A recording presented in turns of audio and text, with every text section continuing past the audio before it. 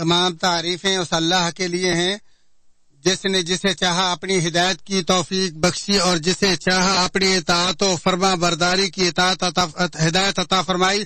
پرہیزگاروں سے عبادات قبول فرما کر انہیں اپنی خوشنودی سے نوازا. ہم اسی کی حمد بجا لاتے ہیں جو حمد و ثنا اور نعمتوں کا وارث اور صاحب فضل اور جود و کرم ہے. ہم اسی کی حمد بجا لاتے ہیں جو ہمارے لیے کافی عذاب و آزمائش سے جائے پناہ اور ہر قسم کے دکھ پریشانی اور غموں سے بچاؤ کا مقام ہے. اسی کی حمد بیان کرتے اسی سے بخشش و استعانت طلب کرتے ہیں اور اسی پر ہمارا توکل و بھروسہ ہے. ہم اپنے نفس کی شرارتوں اور اعمال کی برائیوں سے اللہ کی پناہ میں آتے ہیں.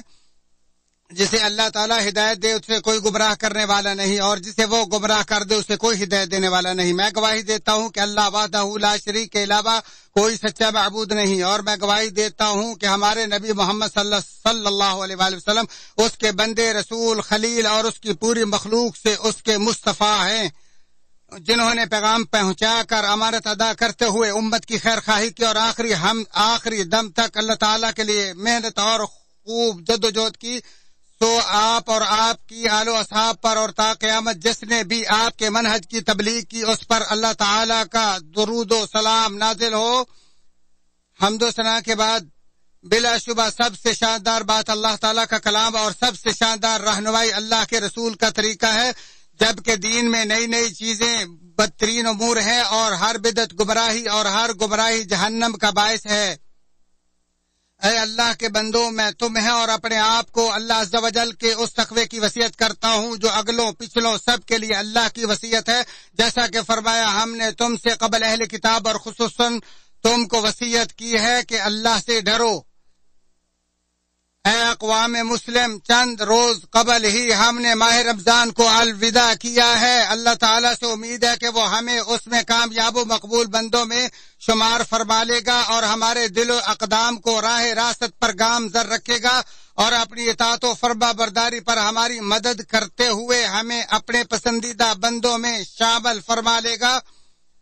خیر و برکت نیکی اور فضیلت کے موسم و سیزن پر مشتمل رمضان کا مہینہ اور اس کے بابرکت ایام گزر چکے اور اس کے اعمال لپیٹ دیے گئے ہیں. کامیاب ہونے والے کامیاب اور محروم رہنے والے محروم رہ گئے. کاش مجھے کامیاب اور ناکام ہونے والوں کا علم ہو جائے تاکہ کامیاب ہونے والوں کو مبارکباد پیش کر سکوں اور ناکام ہونے والوں کے ساتھ افسوس کر سکوں. اے لوگوں ہمہ وقت اللہ تعالیٰ سے تجدید عہد کرو اور رمضان کے بعد بھی اللہ تعالیٰ سے تعلق توڑنے سے بچو. یقیناً وہ بہت قریب اور قبول کرنے والا ہے. دعاؤں کو قبول کرتا ہر جگہ اور ہمیشہ ضرورتوں کو پورا کرتا ہے. اس کے خزانے اس قدر بھرپور ہیں جو کبھی ختم نہیں ہو سکتے. اس کے دونوں ہاتھ آزادانہ خرچ کرنے والے ہیں. آسمان و زمین کی ہر چیز اسی سے مانگتی ہے اور ہر روز وہ ایک شان میں ہے اور وہ ایک ایسی حی و قیوم ہستی ہے جسے نیند آتی ہے نہ اونگ. اے اقوام مسلم عبادت کرنے والوں کے کردار پر ان کی عبادات کا ایک واضح اثر ہوتا ہے. جیسے مثال کے طور پر نماز بے حیائی اور برائی سے روکتی ہے اور اسی طرح حالت بد کا خیر و بھلائی میں تبدیل ہونا بلا شبہ قبول عمل کی علامت اور نشانی ہے.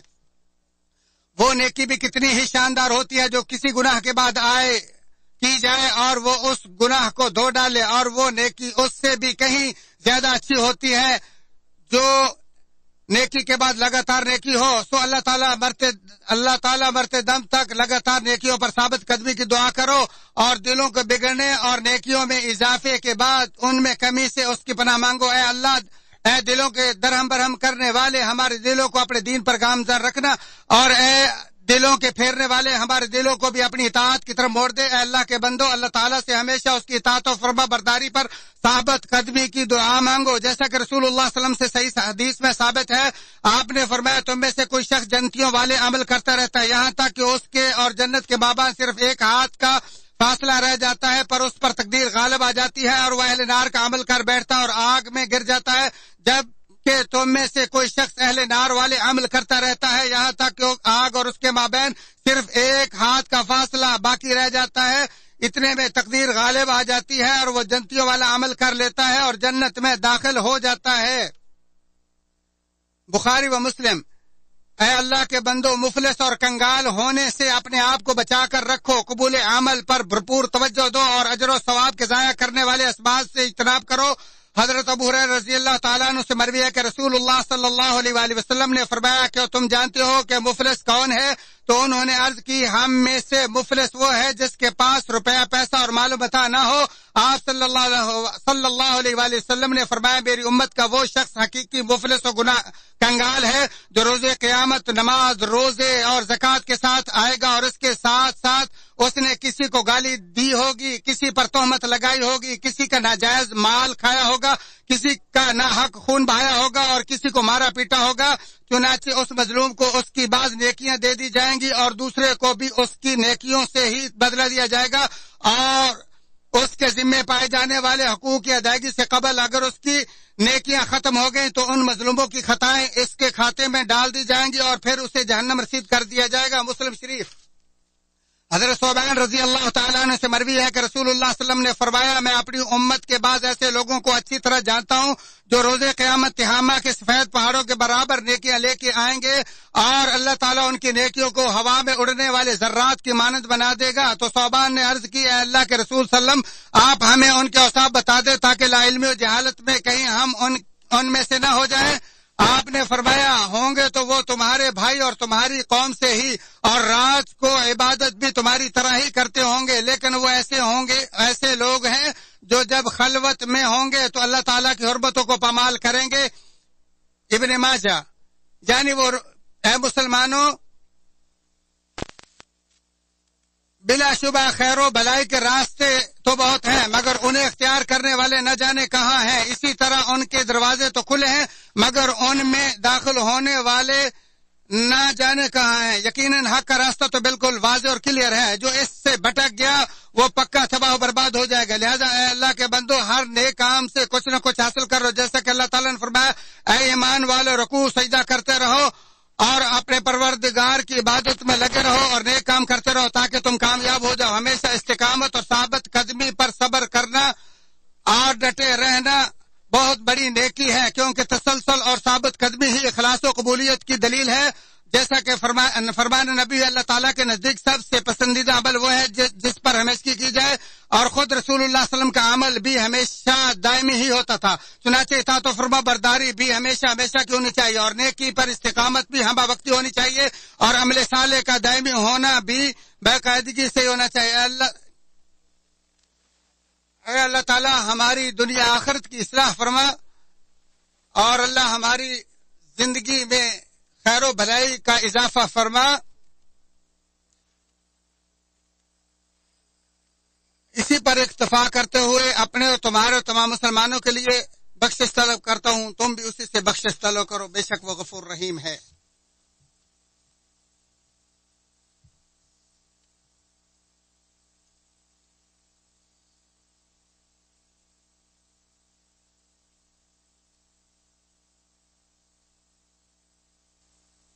اللہ تعالیٰ کے انعامات کے برابر اس کی تعریفات ہیں اور درود و سلام نازل ہوں اس کے نبیوں اور رسولوں پر۔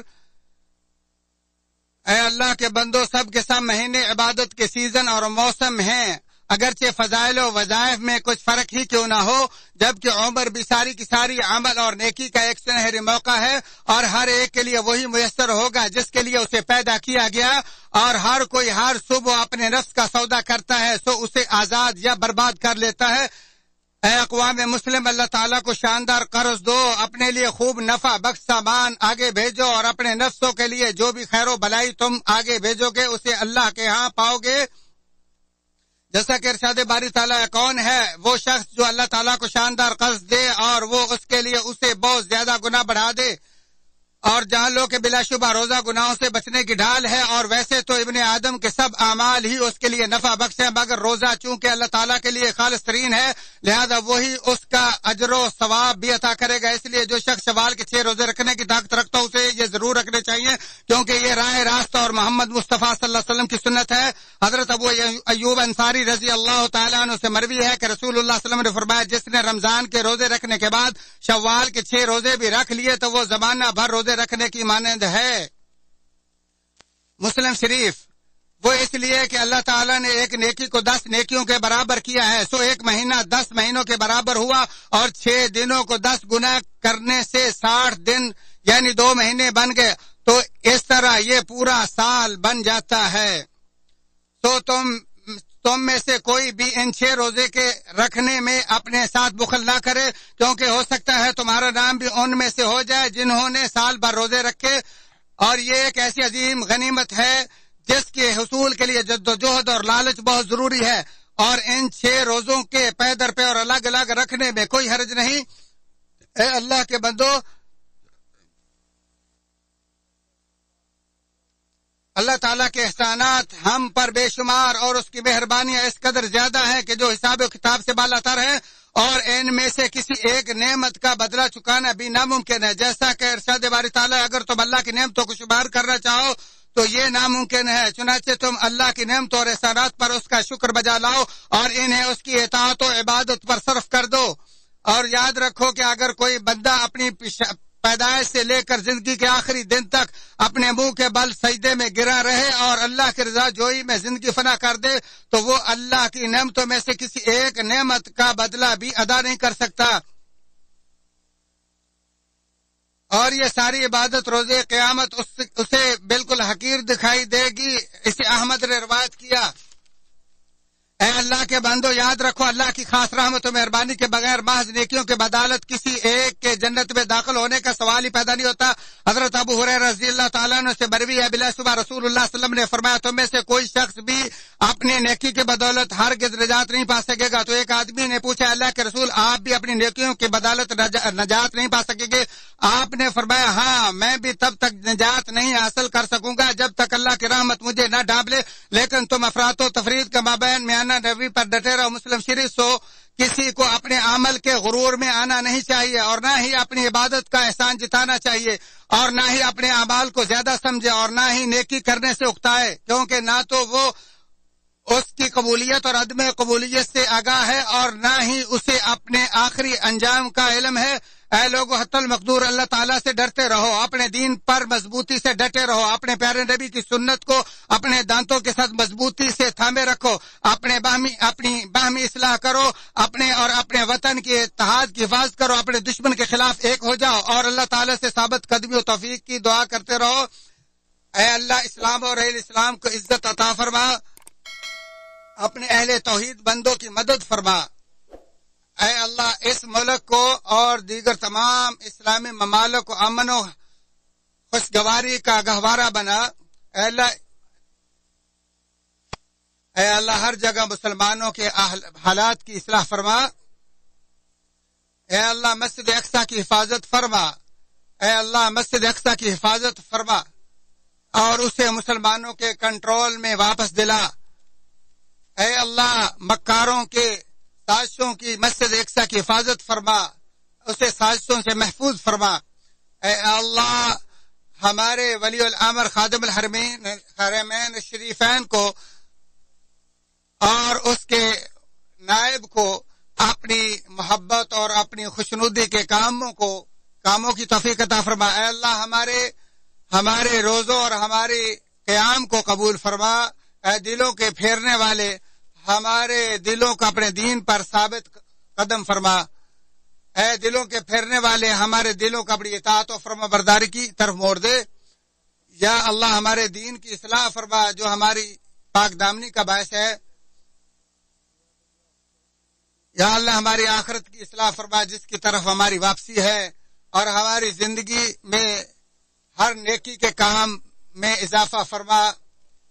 اے اللہ محمد صلی اللہ علیہ وسلم اور آپ کے آل و اصحاب اور آپ کے تمام صحابہ اور تابعین پر رحمتیں برکتیں نازل فرما۔